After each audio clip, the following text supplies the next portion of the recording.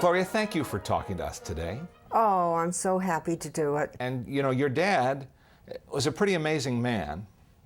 Pretty amazing man on screen, certainly, but he was amazing off screen too. All the things he did. Yes, he was. All the things he accomplished. And just so much fun to live with. Now, he grew up poor. Oh, very poor, in Nebraska.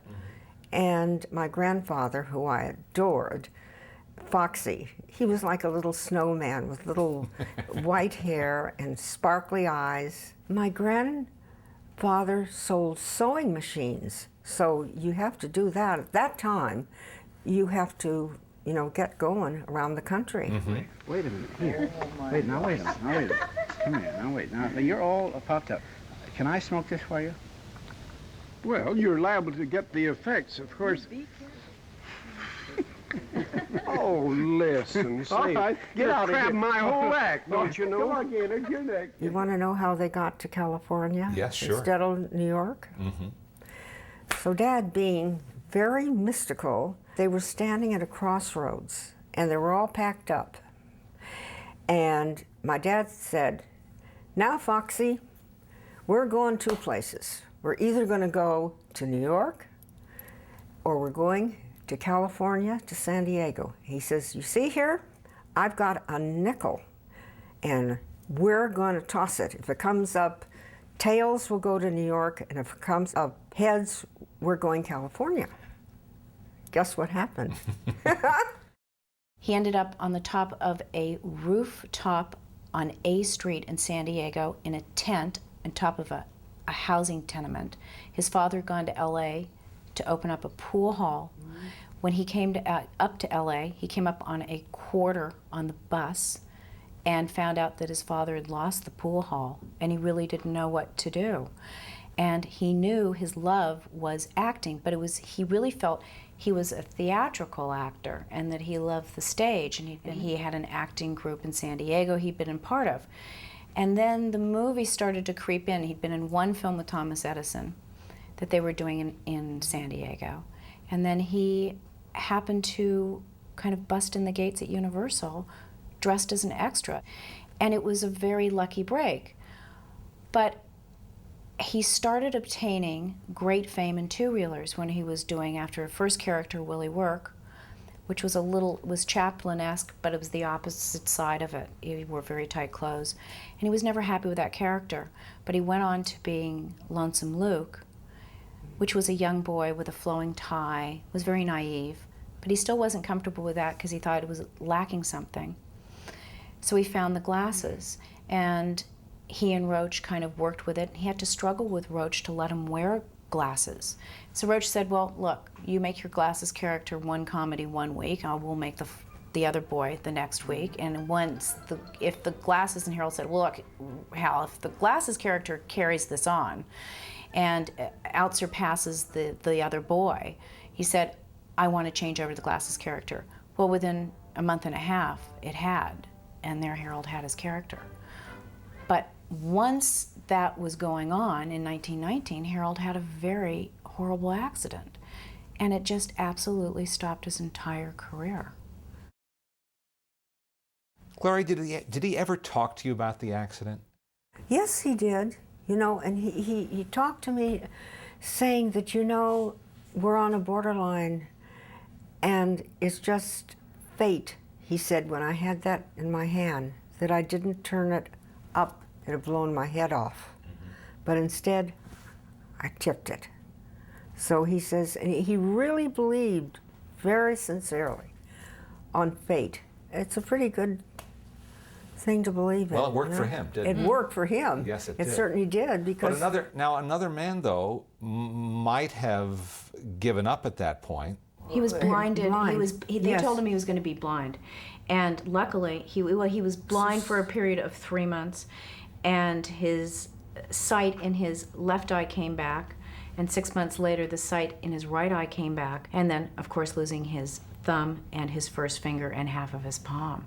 Did he wear the prosthetic device at home, or only when he was going to appear in public? No, he never He never did. wore it, and he No. never wore it when he was in public.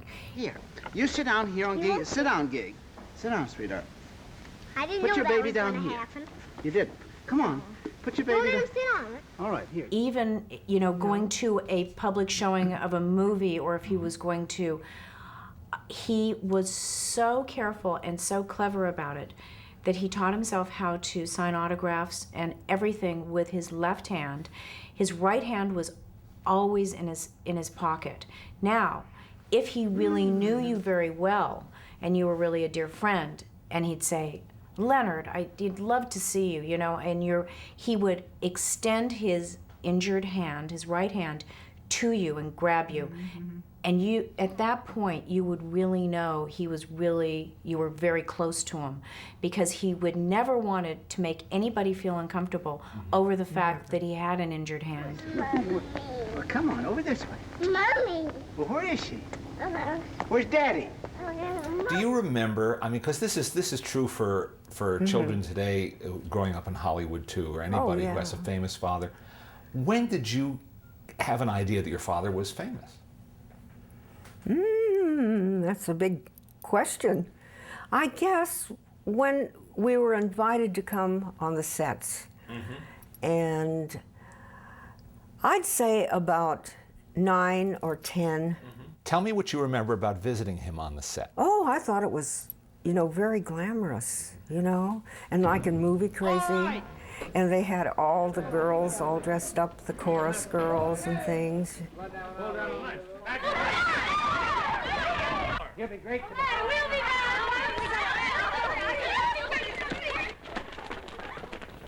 I want to ask you one other thing. I don't know Yes, if you'll sure. remember this or not. What? Do you remember the first time you actually went to see one of his movies?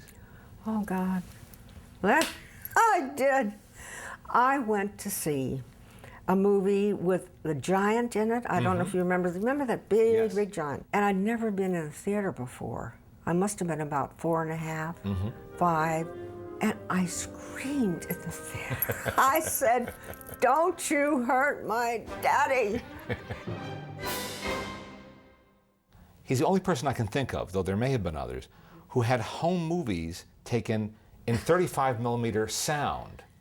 And you have some of that footage. And it's just astonishing to see backyard home movies with your family, but shot Hollywood style, essentially.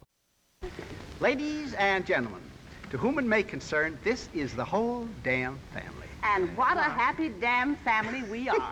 Damn. Now wait, Gordon, what are you going to say, sweet? I'm glad that Daddy isn't going to China. Okay, what are you going to say? Hey! Where are you going? Where are you On going, Big Faye? Boat Hero. Really? Oh, goodness sake. Dad always, you know, had his studio, and he liked to keep the same crew together, and he wanted to keep the same feeling, camaraderie, and the same, you know, creativity flowing from film to film. So he would keep his crew together by paying them year-round a salary. So they were always in the studio. So there was down periods of time. So he'd call them up and say, "Hey guys, you got to come over and bring the cameras. We've got a birthday party going. You know, I know you haven't shot a camera in like 3 months, but bring the equipment and come over either to the beach house or up to Green Acres or wherever the event was going to be." And that's how it came about, because nobody had, you know, little portable cameras or camcorders or anything like that. Did he miss being in the movies when he got out of the movie business, do you think? I think he did. It's awfully hard for actors and actresses to give up, you know. You know, he did. He was a little depressed. But then... But then he just said, you know, I'm going to do things that I've never done before. I'm going to get into painting and microscopes. And then he got into pictures. Photography. Yes, photography. Big time. Oh my God.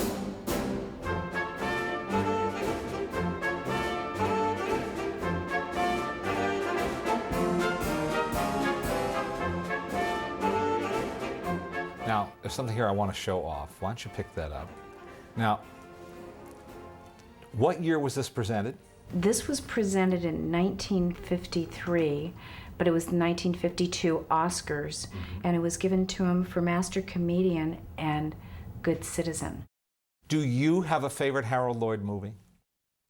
That's a good question, but I think I do. I've got 2. Okay. Speedy, and the freshman. And of course, I loved Safety Last with my mom and dad. Yeah. Of course.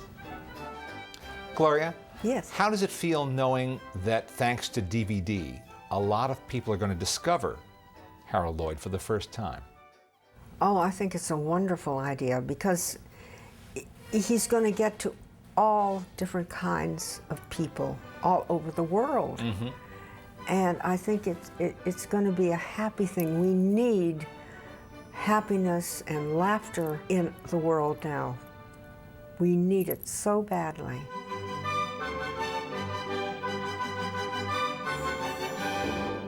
And this little child, my baby, she's really done such a good job, you know.